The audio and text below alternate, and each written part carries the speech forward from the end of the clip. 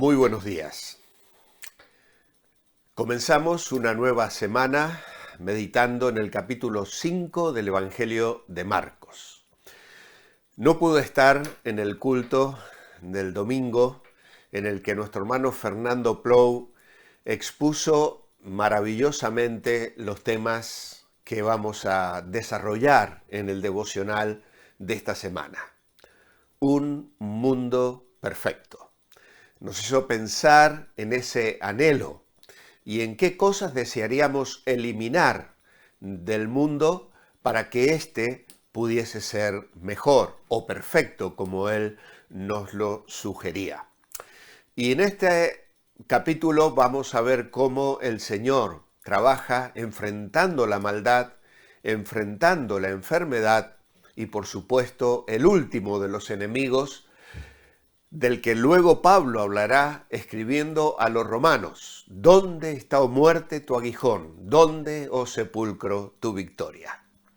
Jesús la venció. Él rompió las cadenas de la muerte y nosotros hoy tenemos la esperanza de que un día se hará una perfecta realidad. Damos muchas gracias a nuestro hermano por la meditación del domingo, la alabanza. La tuvimos que ver desde casa con mi esposa porque hemos caído enfermos del COVID otra vez. Hace 3 días yo di positivo. Hoy ya prácticamente no tengo síntomas, pero sigo todavía dando positivo. Y mi esposa viene un poquito por detrás de mí, ahora ella también lo está padeciendo y con algunos síntomas un poquito más notorios. Tendremos paciencia, confiamos en que pronto pasará y podremos estar nuevamente a plena fuerza y rendimiento en el ministerio al que el Señor nos ha llamado. Quiero agradeceros profundamente las muestras de cariño, la oración de los hermanos que nos hacéis llegar a través de los mensajes de YouTube, también a través del WhatsApp. Nos sentimos apoyados, amados y rodeados de una familia que se ha multiplicado gracias precisamente a estos medios a través de los cuales estamos llegando a miles de personas en el mundo, cosa que no imaginábamos hace 2 años atrás. Pero qué bendición seguir adelante sirviendo al Señor con alegría en medio de un mundo que sucumbe al pecado y a la estrategia satánica en la corriente de este mundo que avanza. Pero el Evangelio se levanta en las fuerzas del Señor y sigue rescatando a miles y miles de personas del camino de la perdición. Nuestra lectura hoy está en el capítulo 5, pero hasta el versículo 13, porque mañana vamos a seguir meditando en la segunda parte de esta historia. Dice: llegaron al otro lado del mar, a la región de los Gadarenos. En cuanto Jesús salió de la barca, vino a su encuentro un hombre con un espíritu inmundo. Moraba en los sepulcros y nadie podía sujetarlo ni siquiera con cadenas. Muchas veces lo habían amarrado con grillos y cadenas, pero quebrantaba las cadenas y forzaba los grillos. Nadie podía dominarle. De día y de noche andaba gritando por los montes y entre los sepulcros e hiriéndose con piedras.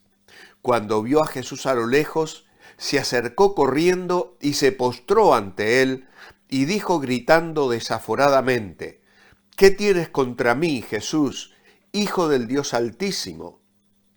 Por Dios te ruego que no me atormentes. Porque Jesús le había dicho: sal de este hombre, espíritu inmundo. Jesús le preguntó: ¿cómo te llamas? Él respondió: Legión, porque somos muchos. Y suplicaba a Jesús con insistencia que no los enviara fuera de la región. Cerca del monte pacía un gran hato de cerdos, y los demonios le rogaron: envíanos a los cerdos para que entremos en ellos. Jesús les dio permiso, y los espíritus inmundos, saliendo del hombre, entraron en los cerdos, que eran como 2000, y se precipitaron al mar por un despeñadero. Todos se ahogaron. En nuestra guía devocional tenemos la cita de Lucas capítulo 8, versículo 27, y quiero agregar también la de Mateo capítulo 8, versículo 28. Estos evangelios añaden algunos detalles a descripciones que Marcos no provee, que Marcos no da acerca de esta persona. Era de la ciudad, pero no moraba en su casa, sino en los sepulcros, y andaba desnudo.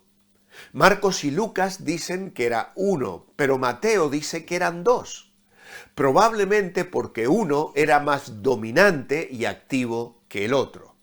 Nosotros nos centraremos en el relato de Marcos, y en la escena que nos describe encontramos tres fuerzas actuando: Satanás, la sociedad y el Salvador. Primero vemos lo que Satanás puede hacer en las personas. Él es un ladrón cuyo propósito supremo es destruir. Juan capítulo 10, versículo 10 dice que el ladrón viene para hurtar, matar y destruir. En Apocalipsis capítulo 9, versículo 11 se le describe como un dragón. Y precisamente un dragón lo que hace es sembrar destrucción, desesperanza y muerte. No se nos explica cómo entraron los demonios en este hombre y se apoderaron de él, pero posiblemente fue resultado de su entrega al pecado. Los demonios son espíritus inmundos y fácilmente pueden lograr meter un pie en la vida de las personas que cultivan prácticas pecaminosas. Este hombre se entregó a Satanás el ladrón y por supuesto lo perdió todo. Perdió su hogar, la comunión con su familia, sus amigos, pero además perdió su dignidad, ya que corría desnudo entre los sepulcros.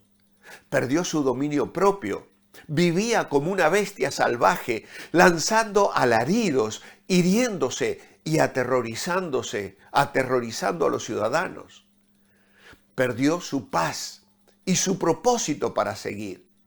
Y hubiera seguido en esa terrible situación si Jesús no hubiera atravesado una tormenta para rescatarlo. Porque no tenemos que olvidar que el último relato, en el capítulo anterior, nos describe precisamente una gran tormenta que amenazó la vida de los discípulos y de Jesús. No se debe subestimar el poder destructivo de Satanás. Él es nuestro enemigo y nos destruiría a todos si pudiera. Pedro dice que como león rugiente trata de devorarnos. Es Satanás quien está obrando en la vida de los incrédulos, haciéndole hijos de desobediencia, dice Efesios capítulo 2. Este hombre en el cementerio gadareno sin duda fue ejemplo extremo de lo que Satanás puede hacer a las personas. Pero lo que revela es suficiente como para hacernos querer resistir a Satanás y no tener nada que ver con él. Si me estás escuchando en esta mañana y estás experimentando en tu vida el control de seres espirituales que te llevan a hacer cosas que no quieres hacer y que están trayendo una verdadera tragedia de descontrol, de vicios, de pecado, de rencor, de destrucción de tu familia, quiero decirte que en Jesucristo hay oportunidad de perdón, de restauración, de renovación. Vuélvete a Jesús. Búscale a Él. Solamente Él puede darte verdadera libertad.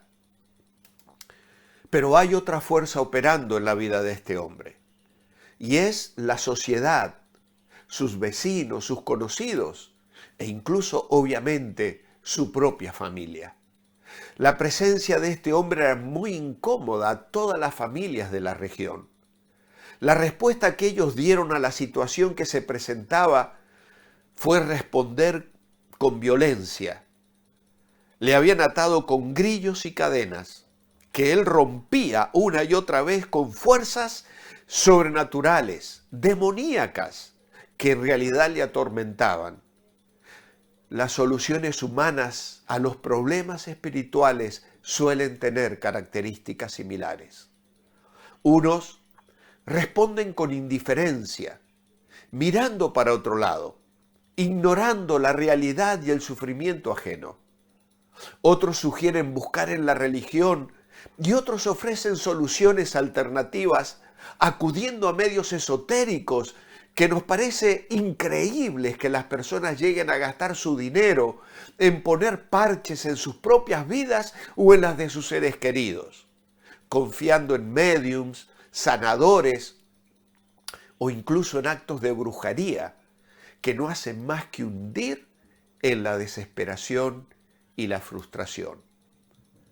Todo lo que la sociedad pudo hacer por él fue aislarlo, ponerlo bajo guardia y atarlo buscando una forma de controlarlo. Pero hay una tercera fuerza que interviene y es la fuerza del Salvador. ¿Qué hizo Jesús por este hombre? Para empezar, con toda gracia se acercó a él en amor y hasta atravesó una tormenta para hacerlo. Algunos piensan que la tormenta en sí misma podía haber sido originada por Satanás, puesto que Jesús usó las mismas palabras para calmar el mar como para echar fuera los demonios. Si comparamos otras ocasiones en Marcos 1:25 y 4:39, vamos a ver la similitud de las expresiones de Jesús. Tal vez Satanás estaba tratando de destruir a Jesús o por lo menos impedirle que llegue a quienes lo necesitaban. Pero nada podía impedir que el Señor llegara a ese cementerio para liberar a este hombre. Los cristianos hoy debemos ser instrumentos de restauración. Las manos visibles de un Dios que ama al ser humano, al punto de enviar a su propio Hijo para dar salvación y esperanza de vida eterna. Es posible que no sea muy agradable llegar junto a estas personas y tomar contacto con la realidad de su amarga situación. Pero Jesús llegó donde este hombre se encontraba y allí mismo, donde los esfuerzos de los que le conocían había fracasado completamente, el Señor obró la sanidad y la libertad espiritual en minutos. Aquel hombre arrodillado es una figura del enemigo de nuestras almas, a quien imaginamos fuerte y feroz, buscando hacernos daño. Pero aquí, derrotado, vencido, reconoce ser un siervo involuntario del Señor de señores. No alcanzamos a comprender todo lo que sucede en el mundo espiritual. Así como no tenemos explicación de por qué aquellos demonios solicitaron entrar en los cerdos y no salir de aquella región. Pero lo que sí sabemos con certeza es que podemos tener comunión y acceso pleno a Dios mediante Jesucristo. Y bajo su cuidado podemos alcanzar la victoria y vivir cada día seguros en Él. Gracias a Dios por Jesucristo, el vencedor.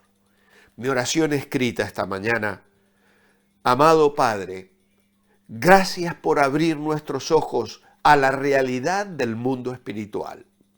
Se libra una guerra y la victoria solo se obtiene por Jesús. Que lo anunciemos y podamos ver a muchos experimentar la vida y libertad que vienen al corazón de todo el que se entrega a Jesucristo. En tu nombre, amén. Os espero mañana. Manteneos bendecibles, recordando que lo que os deleita os dirige.